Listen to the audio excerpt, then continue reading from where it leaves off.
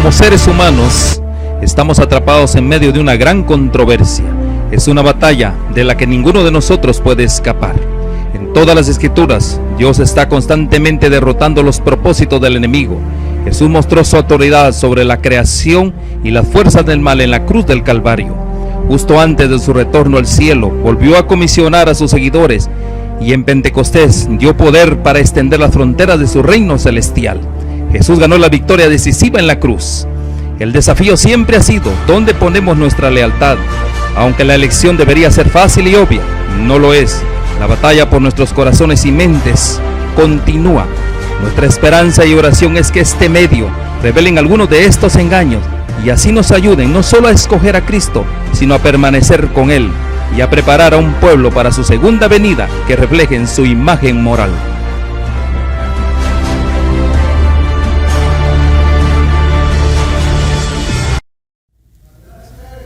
Siempre es un placer cuando abrimos la palabra del Señor para inquirir por su voluntad para nuestra vida. Y en esta hora es un gozo, un privilegio abrir la palabra del Señor y hacerlo para todos nuestros amigos de la teleaudiencia, sabiendo que buscan a Dios con el deseo sincero de conocer su voluntad para hacerla. La palabra nos dice que el que quiera hacer la voluntad de Dios conocerá la verdad y esa verdad nos hará libres. Vamos en este momento a tocar un tema que es de trascendental importancia. El problema que vamos a analizar causó el fracaso del pueblo de Israel en la historia que tenemos del Antiguo Testamento. Y ese mismo problema está causando el retraso de la segunda venida de Cristo. Así es que es algo sumamente trascendente para nuestra experiencia y para nuestra realidad frente a esta generación final. Pero antes de abrir la palabra del Señor, vamos a pedir que el mismo Espíritu que inspiró las Escrituras nos guíe a ellas. Voy a pedirles que inclinen reverentemente su rostro para orar. Nuestro Dios y Padre, vamos a abrir tu palabra. Nuestro intelecto quizá puede captar los asuntos de información sin necesidad de tu Espíritu, pero hacerlo solo de esa manera sería perder el tiempo, porque necesitamos por encima de todo el impacto que tu Espíritu debe causar en nuestras vidas. Por lo tanto, te rogamos, tanto que abra nuestra mente, como especialmente que impactes nuestro corazón, para que seamos movidos en la necesidad que tu palabra nos quiere presentar en esta hora. Lo agradecemos en Cristo Jesús. Amén. Vamos a abrir la palabra en el libro de los Números, el capítulo 13, y a leer los versículos 1 al 3. Números 13, 1 al 3.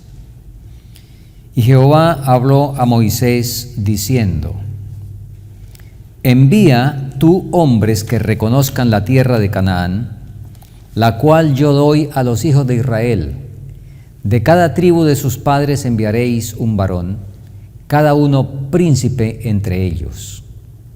Y Moisés los envió desde el desierto de Parán, conforme a la palabra de Jehová, y todos aquellos varones eran príncipes de los hijos de Israel. Según este pasaje, ¿de quién fue la iniciativa de enviar los espías? Lo leímos con detenimiento, ¿verdad? ¿De quién fue la iniciativa? Según este pasaje, encontramos que la iniciativa fue de Dios.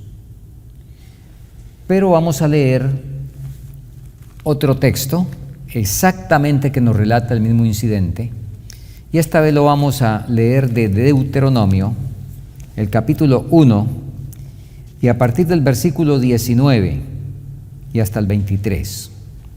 Deuteronomio 1, 19 al 23.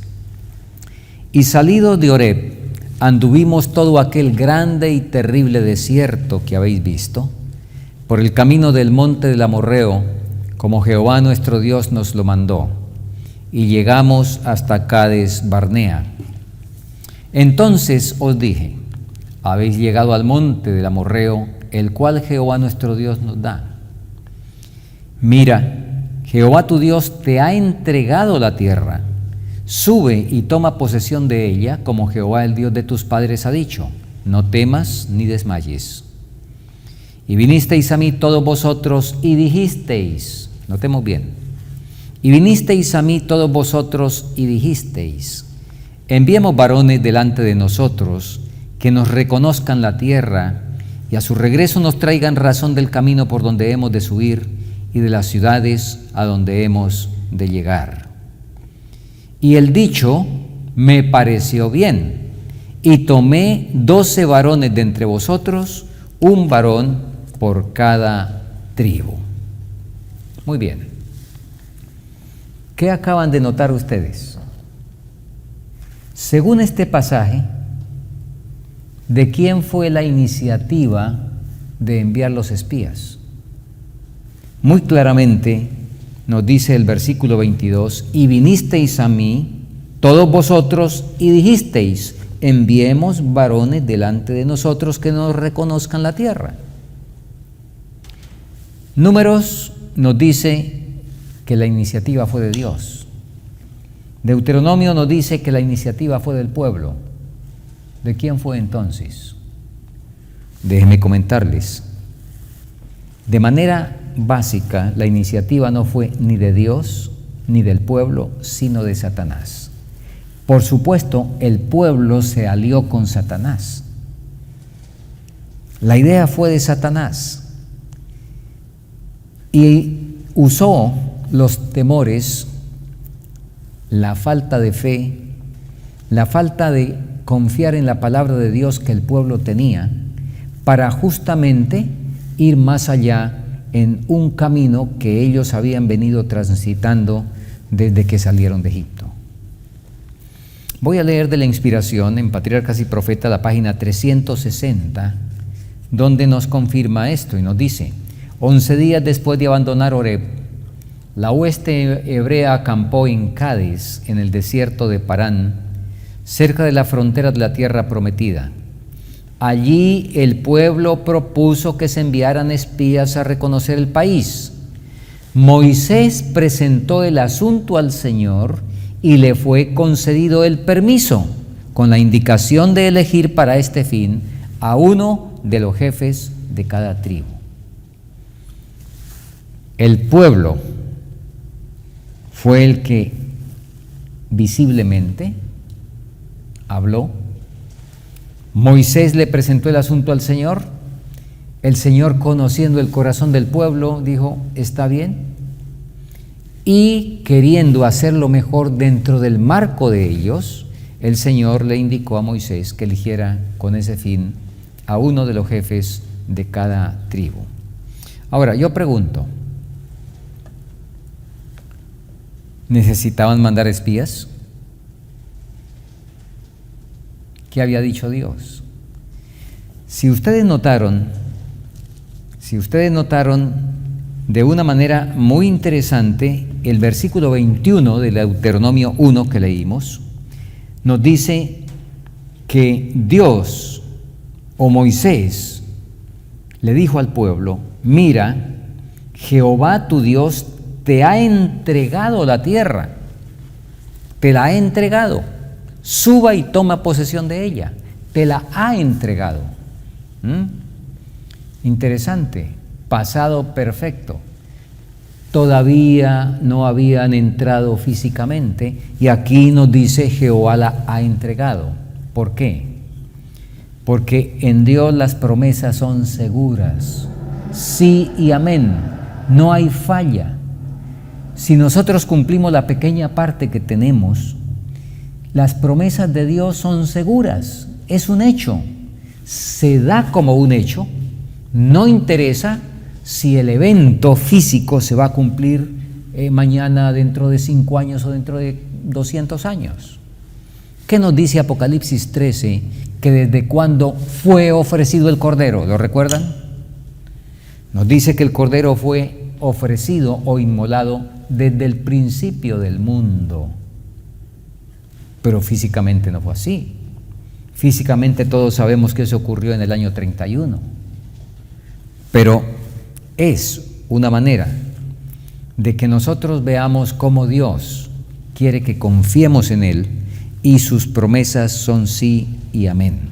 El pueblo ya tenía mucha experiencia en esto, no necesitaba mandar espías.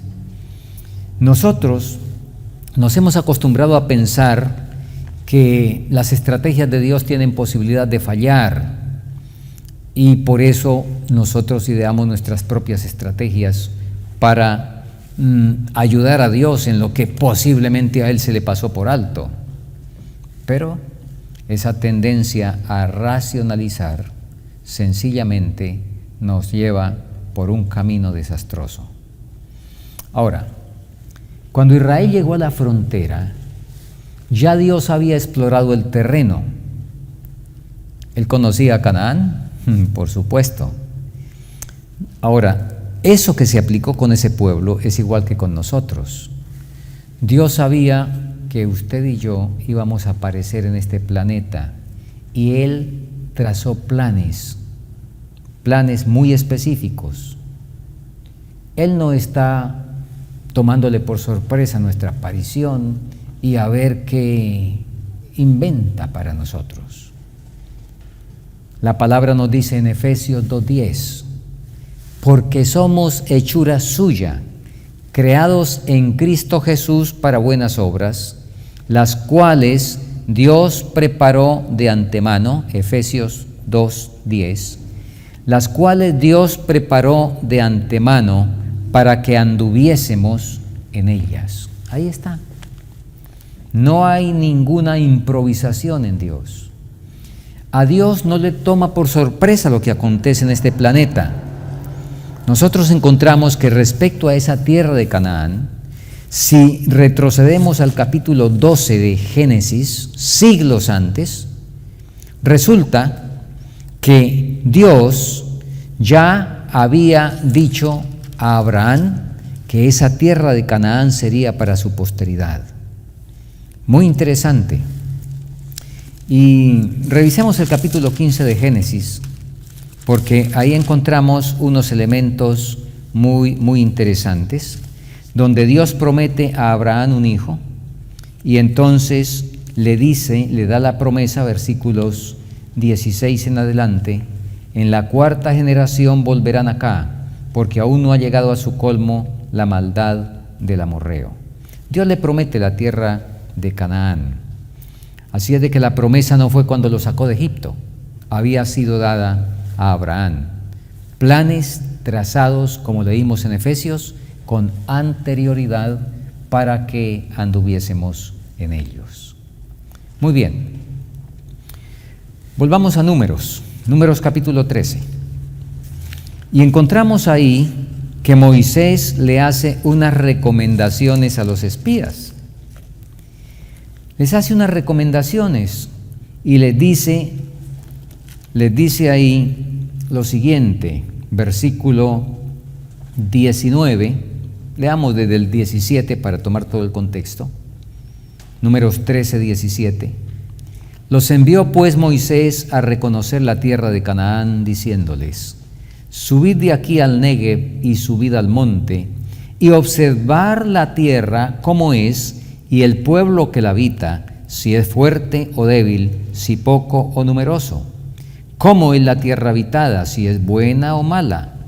¿Y cómo son las ciudades habitadas, si son campamentos o plazas fortificadas? ¿Y cómo es el terreno, si es fértil o estéril? Si en él hay árboles o no, y esforzaos y tomad del fruto del país. Y era el tiempo de las primeras uvas.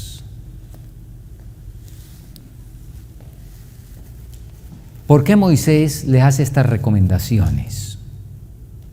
¿Debía el pueblo realmente ir a mirar algo? ¿A mirar qué? Y pregunto y digo, ¿a mirar qué? Porque cuando vamos a Deuteronomio el capítulo 8, Y lo que está diciendo aquí en Deuteronomio capítulo 8 es algo que no está, Moisés sencillamente lo está repitiendo porque ya estaba dicho con antelación. Pero en Deuteronomio 8, los versículos 7 al 9, leemos lo siguiente: porque Jehová tu Dios te introduce en la buena tierra, tierra de arroyos, de aguas, de fuentes y manantiales que brotan en vegas y montes. El 8, tierra de trigo y cebada, de vides, higueras y granados, tierra de olivos, de aceite y de miel. Muy bien. Dios, y lo vamos a ver en unos minutos, Dios ya había dicho cómo era la tierra. ¿Qué necesidad tenían de verificar? ¿Qué era eso? Incredulidad, no creerle al Señor, ir a mirar a ver si lo que el Señor había dicho era cierto. Así es de que ese es el cuadro. Se van los espías, regresan. En el versículo 27 de Números encontramos que llegan con el informe. En el versículo 27 nos dice que les contaron, ya cuando regresan, les contaron diciendo: nosotros, Números 13, 27, nosotros llegamos a la tierra a la cual nos enviaste, la que ciertamente fluye leche y miel, y este es el fruto de ella. Tierra que ciertamente fluye leche y miel. Cuando decimos ciertamente, ¿qué significa eso? Cuando decimos acuérdate, o cuando decimos es cierto, ¿eso qué significa? Significa que hemos comprobado algo que ya se ha dicho, ¿sí o no? Y ahora vamos a Éxodo, en el capítulo 3, porque en Éxodo capítulo 3, antes de esto, por lo menos 40 años antes de esto, 40 años antes de esto, el Señor se le ha aparecido a Moisés cuando lo comisiona para librar a Israel. Y en el capítulo 3, y en los versículos 7 y 8 leemos lo siguiente: dijo luego Jehová, está hablando con Moisés, recuerden, se le está apareciendo en la zarza allá en el desierto de Madián. Dijo luego Jehová: bien, he visto la aflicción de mi pueblo que está en Egipto, y he oído su clamor a causa de sus exactores, pues he conocido sus angustias. Versículo 8. Y he descendido para librarlos de mano de los egipcios y sacarlos de aquella tierra a una tierra, ¿qué dice? Buena y ancha, a tierra que fluye leche y miel, a los lugares del cananeo, del eteo, del amorreo, del fereceo, del heveo y del jebuseo. Nótese, Dios ya le había dicho a Moisés 40 años antes que la tierra era buena y que fluía leche y miel. Entendemos ahora, tenemos bien claro por qué los espías, que ya sabían esto, cuando regresaron con el informe dijeron: es cierto que la tierra es buena, que fluye leche y miel, y aquí está el fruto de ella. El relato nos dice, y la mayoría de ustedes lo sabe, leímos que era tiempo de las primeras uvas. Llegaron con un racimo de uvas cargado entre dos hombres. Uvas que no conocemos en este tiempo. Un tremendo racimo de esa naturaleza. Por supuesto, también era para que no se maltrataran, pero era de un tamaño impresionante las uvas. Y si así de productiva era la tierra en manos de los impíos, ¿cómo sería en manos de los hijos de Dios? Así es que llegan con el informe, dicen: es cierto, tierra buena, fluye leche y miel. Y leo de la inspiración el cuadro que nos plantea y nos presenta del momento que siguió al recibir esta parte del informe.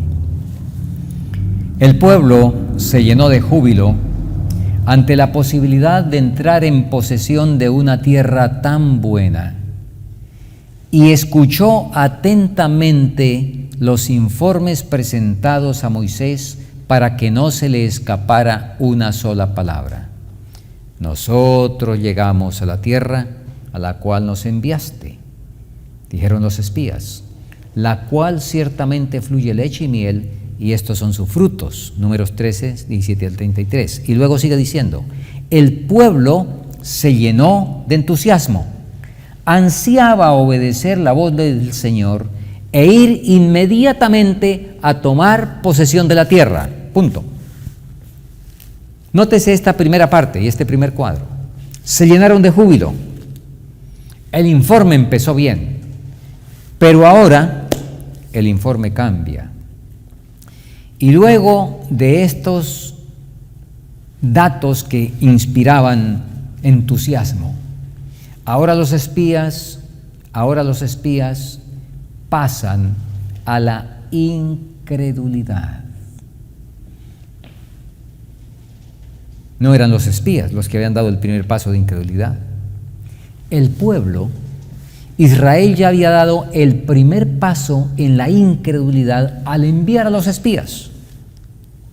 Cuando empezamos por la senda del error, el avance es continuo y cada vez a mayores profundidades, a menos que reaccionemos rápidamente respondiendo al Espíritu Santo. Así es de que ahora aparecen y ellos dicen lo que seguimos leyendo en Números. Ellos dicen, el problema es que hay unos gigantes tremendos y las ciudades son amuralladas y siguen sacando todos los motivos de dificultad. Para Dios, ¿hay problema con las ciudades amuralladas? ¿Hay problema cuando la barrera es el mar? ¿Qué había pasado en el Mar Rojo? Oh, cuán propensos somos para olvidar. Sigamos leyendo en Patriarcas y Profetas, en la página 408, de donde terminamos la lectura antes. Nos dice, entonces la escena cambió. Mientras los espías expresaban los sentimientos de sus corazones incrédulos y llenos de desaliento causado por Satanás, la esperanza y el ánimo se fueron trocando en cobarde desesperación. La incredulidad arrojó una sombra lóbrega sobre el pueblo, y éste se olvidó de la omnipotencia de Dios, tan a menudo manifestada en favor de la nación escogida. El pueblo no se detuvo a reflexionar, ni razonó que aquel que lo había llevado hasta allí le daría ciertamente la tierra. No recordó cómo milagrosamente Dios lo había librado de sus opresores, abriéndole paso a través de la mar y destruyendo la hueste de Faraón que lo perseguían. Hizo caso omiso de Dios y actuó como si dependiera únicamente del poder de las armas. Trágico, ¿verdad? Ahora, si recordamos, aquí tenemos un cuadro muy distinto del que se nos presentó, que ocurrió unos minutos antes. Recuerden que leímos que frente a la primera parte del informe de que la tierra era buena y producía leche y miel realmente, el pueblo se llenó de júbilo y anhelaban inmediatamente ir a cumplir la voluntad de Dios. Cuando viene este otro informe, la otra parte del informe, la escena cambia. Pregunto, ¿cómo llama la Biblia a unas personas o a un pueblo? Pues el pueblo es formado por individuos, por supuesto. El conjunto de individuos forma una nación, un pueblo. ¿Cómo llama Dios a una persona o a un grupo de personas que tienen conductas cambiantes de un momento a otro? Vamos a leerlo. Deuteronomio capítulo 32. Y el versículo 6, aquí hay un calificativo que no es agradable, pero el Señor lo tiene en su palabra. Nos dice en Deuteronomio 32, 6, así pagáis a Jehová, pueblo loco e ignorante. ¿No es Él tu Padre que te creó? Él te hizo y te estableció. Así pagáis a Jehová, ¿pueblo qué? Pueblo loco. Los expertos en salud mental tienen un nombre genérico para las locuras: esquizofrenias. ¿Y quién es un esquizofrénico? Es una persona que se está riendo y a los 5 minutos está llorando, o a los 3 minutos. Déjenme decirles, esquizofrénico es el esposo que cuando termina de almorzar, porque la esposa le dio un almuerzo apetitoso y lo que a él le gustaba, se sintió muy agradado, entonces quizá la abraza, le da un beso: muchas gracias, amor, por la comida, estaba muy sabrosa, y le hace una caricia de esas que son tan hermosas en el hogar. Y de pronto enseguida le pregunta: ¿fue a la entidad bancaria para hacer la diligencia que habíamos dicho? La esposa le dice: imagínese que no fui. Inmediatamente le da un grito. ¿Cómo es ese caballero? Esquizofrénico. Loco, dice la Biblia. En el mundo de la neurología, las cuestiones mentales, hablan mucho de ser bipolar. Pues déjenme decirles que ese es un bipolar. Bipolar es cualquiera que tiene esos estados de ánimo así de cambiantes. La Biblia dice loco. El pueblo cambió de un momento a otro, porque, como ya dijimos antes, cuando se empieza una senda prohibida se va avanzando, y a pesar de evidencias claras, porque resulta que en ese camino de incredulidad que el pueblo estaba transitando, aparecieron 2 hombres que dijeron: no, por favor, subamos y la poseamos, con nosotros está Jehová, Dios no está con ellos. Sin duda que hicieron referencia al paso del Mar Rojo. La Biblia no registra todos los discursos, todas las palabras, es muy sintética. Posiblemente Caleb y Josué recordaron de la columna de nube, recordaron de la columna de fuego, recordaron la apertura del Mar Rojo, recordaron las plagas, posiblemente. Demostraciones que con nosotros estaba Jehová. ¿Cómo vamos ahora a fallar? Pero cuando se da camino a la incredulidad, los argumentos más poderosos y las razones más convincentes caen en oídos sordos, y eso fue lo que ocurrió. Ahora, el asunto no se quedó ahí. Sin duda ustedes saben que inclusive, y fíjense lo que nos dice el capítulo 14 de Números, que el pueblo inclusive llegó a un punto que es increíble.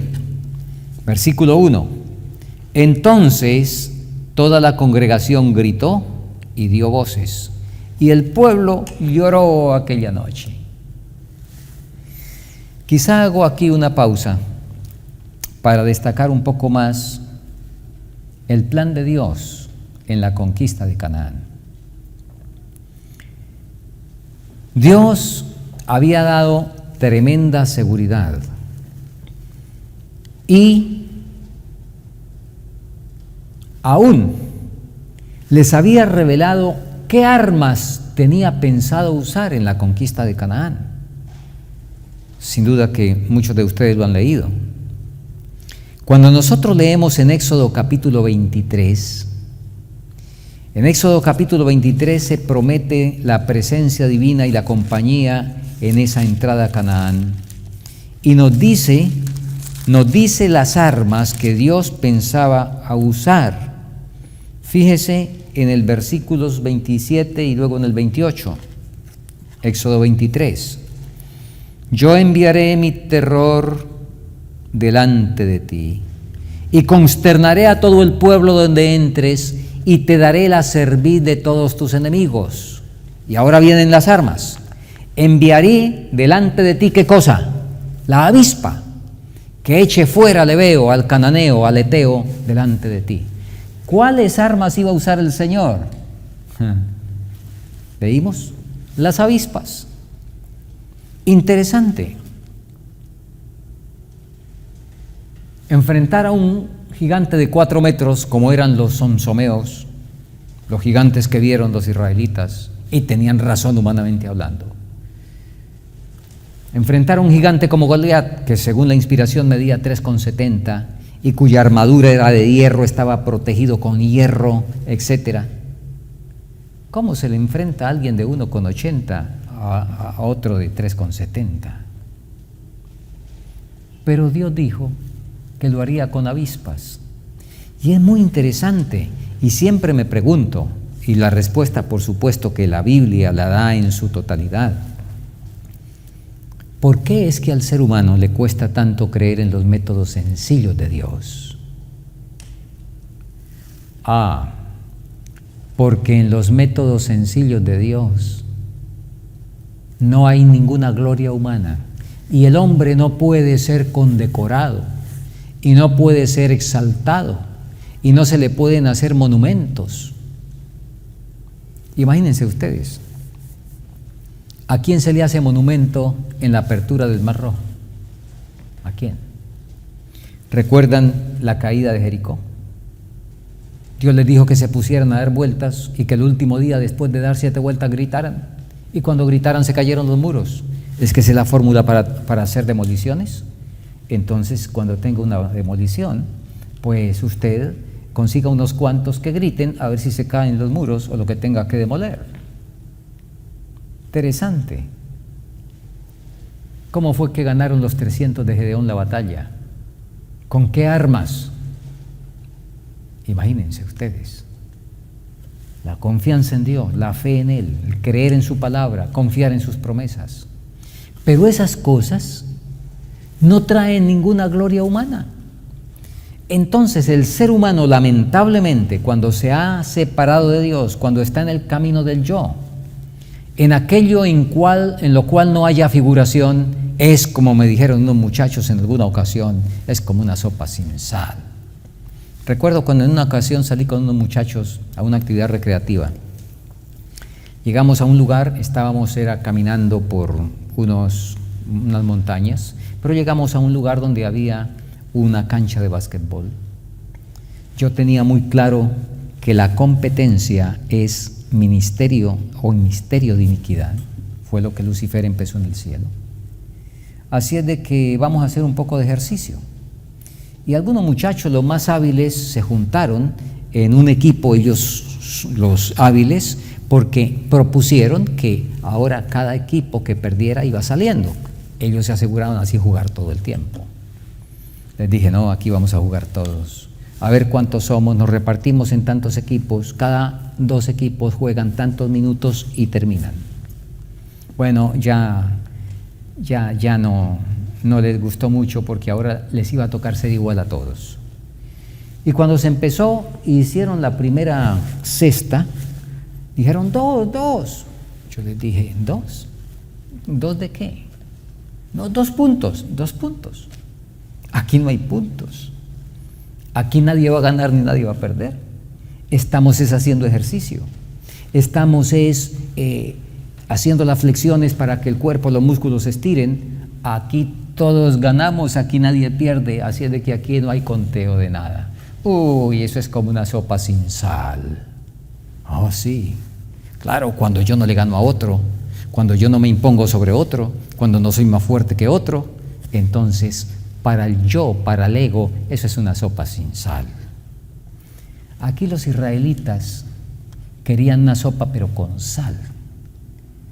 Ellos, con el poder de las armas, vencer, para que cuando volvieran los guerreros quizás salieran las mujeres a cantar, así como nos dice el relato bíblico, que salieron a cantar después de que David venció a Goliat, ¿verdad? Imagínense, pero cuando son las avispas, ¿quién le hace monumento a las avispas? ¿Quién busca las avispas para condecorarlas? Difícil, ¿cierto? Dios había dicho que era con avispas, pero el pueblo, un pueblo incrédulo a lo que Dios dice y deseoso de ser considerado grande, no creyó en el Señor y eso lo llevó a la ruina. Leo en Patriarcas y Profetas, página 509. Cuando los hombres entregan su corazón a la incredulidad, se colocan bajo el dominio de Satanás y nadie puede decir hasta dónde los llevará. Y efectivamente, leo esto porque en el capítulo 14 presenta toda una rebelión, donde el Señor incluso intenta destruirlos. Moisés interviene. Dios escucha a Moisés y le dice, bueno, pero tendrán que devolverse, porque resulta, y ustedes recuerdan, que ellos dijeron, y el relato está ahí en Números 14, ojalá muriéramos en el desierto. Hermanos, amigos, es mejor que cuando estemos con emociones alteradas, que estemos bajo las emociones humanas no controladas, es mejor que no digamos, y permítame usar la palabra, insensateces o tonterías. Es mejor que no oremos de esa manera. Porque este pueblo, bajo la emoción del chasco, bajo la emoción de la frustración que ellos mismos se habían acarreado por incredulidad, bajo esa emoción dijeron, ojalá muriéramos en el desierto. ¿Qué pasó? Dios les dijo, yo los escuché, ustedes dijeron que ojalá se murieran en el desierto, pues como eso es lo que quieren, se van a morir en el desierto. Se devuelven 40 años hasta que se mueran, todos los que han dicho eso. Es mejor que no oremos bajo los efectos de las emociones de la carne alteradas. Muy bien, vamos a ir a la aplicación, que creo que es lo más importante para nosotros. Pero antes de eso, déjeme leer una vez más lo que está registrado en la inspiración. Voy a leer en este caso en el Conflicto de los Siglos, la página 451, donde de alguna manera nos está explicando lo que el texto bíblico de Hebreos capítulo 3 y los versículos 16 al 19 nos dicen. Bueno, leamos primero el texto bíblico, Hebreos 3, 16 al 19. ¿Quiénes fueron los que habiendo oído le provocaron? ¿No fueron todos los que salieron de Egipto por mano de Moisés? ¿Y con quiénes estuvo él disgustado 40 años? ¿No fue con los que pecaron cuyos cuerpos cayeron en el desierto? ¿Y a quiénes juró que no entrarían en su reposo, sino aquellos que desobedecieron? Versículo 19. Y vemos que no pudieron entrar a causa de incredulidad. Aquí está el punto. Por supuesto, un pecado nunca es singular. Junto con la incredulidad había murmuración, había celos, había envidia, había contenciones, pero el pecado central que la Biblia presenta de por qué ese pueblo se demoró tanto fue incredulidad. Y leo ahora sí del Conflicto de los Siglos, página 451. No era voluntad de Dios que Israel peregrinase durante 40 años en el desierto. Lo que él quería era conducirlo a la tierra de Canaán y establecerlo allí como un pueblo santo y feliz. Pero no pudieron entrar a causa de incredulidad. Perecieron en el desierto a causa de su apostasía. y otros fueron suscitados para entrar en la tierra prometida. Asimismo, no era la voluntad de Dios que la venida de Cristo se dilatara tanto y que su pueblo permaneciese por tantos años en este mundo de pecado e infortunio, pero la incredulidad lo separó de Dios. Como se negara a hacer la obra que le había señalado, otros fueron los llamados para proclamar el mensaje. Por misericordia para con el mundo, Jesús difiere su venida para que los pecadores tengan oportunidad de oír el aviso y de encontrar amparo en él antes que se desate la ira de Dios. Y en el libro Evangelismo, en la página 504, 505, leemos lo siguiente: durante 40 años, la incredulidad, nótese, otra vez, encabeza una lista. Durante 40 años, la incredulidad, la murmuración y la rebelión impidieron la entrada del antiguo Israel en la tierra de Canaán. Los mismos pecados han demorado la entrada del moderno Israel en la Canaán celestial. En ninguno de los dos casos faltaron las promesas de Dios. La incredulidad, nótese cómo otra vez encabeza la lista, la incredulidad, la mundanalidad, la falta de consagración y las contiendas entre el profeso pueblo de Dios nos han mantenido en este mundo de pecado y tristeza tantos años. Hermano, hermana,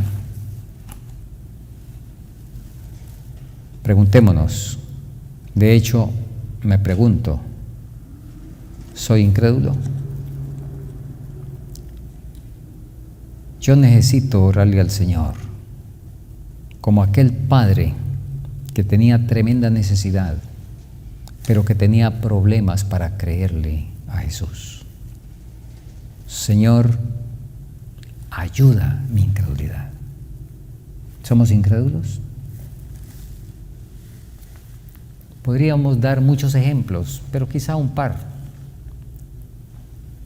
¿Qué ha dicho Dios que debemos comer?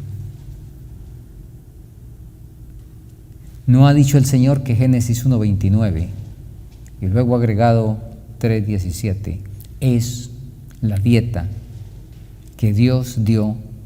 Y no nos dice la inspiración que en los vegetales, las semillas, la fruta, las verduras, los oleaginosos, que en esos grupos alimenticios está todo lo que el cuerpo necesita. ¿Quién lo dice? El Señor. Qué vergüenza, qué pena que presuntos creyentes en la palabra del Señor vayan donde un médico que les dice: usted necesita proteína y necesita comer carne, y le crean al médico por encima de lo que le creen a Dios. No estamos haciendo igual que el pueblo que le creyó a los espías en vez de creerle a Dios, que había dicho que la tierra era buena y que fluía leche y miel y que la había entregado ya. Lo único que tenían que hacer era ellos ir detrás de las avispas. Las avispas, qué espectáculo debía haber sido eso. Los gigantes de 4 metros desesperados corriendo con las avispas detrás. Una lanza contra una avispa, un escudo contra una avispa. Oh.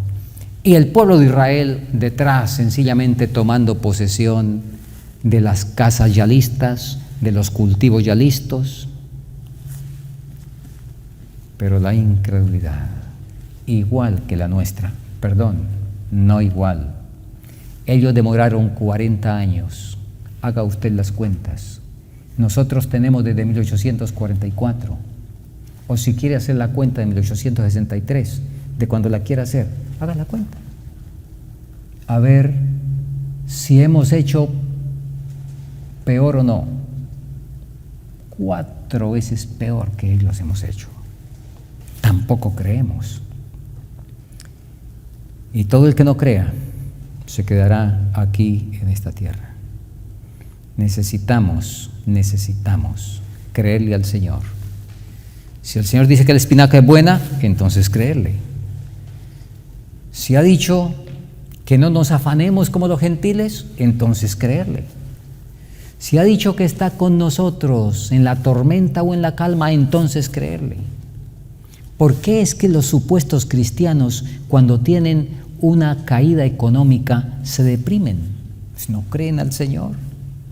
¿Por qué cuando tiembla se asustan igual que los que dicen no creer? Porque tampoco creen. Oh hermanos, el Señor nos ayude.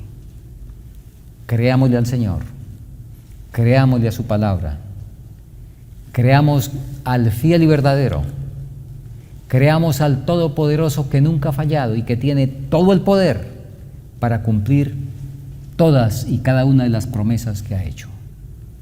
Y oremos al cielo para que cure nuestro gran pecado y nuestro principal problema por el cual todavía estamos aquí en esta tierra.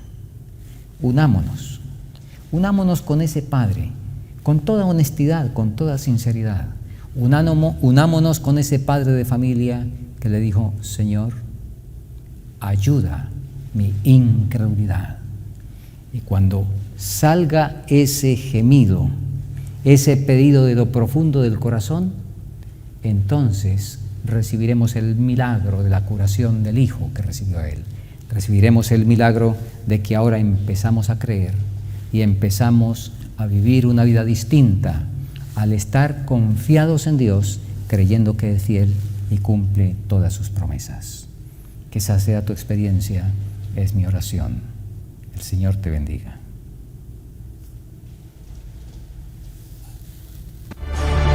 Como seres humanos, estamos atrapados en medio de una gran controversia. Es una batalla de la que ninguno de nosotros puede escapar. En todas las Escrituras, Dios está constantemente derrotando los propósitos del enemigo.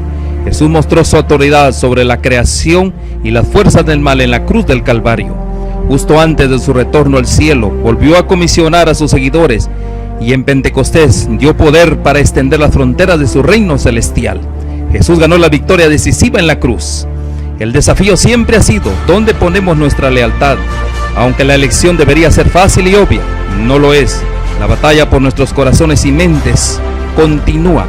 Nuestra esperanza y oración es que este medio revelen algunos de estos engaños y así nos ayuden no solo a escoger a Cristo, sino a permanecer con Él y a preparar a un pueblo para su segunda venida que reflejen su imagen moral.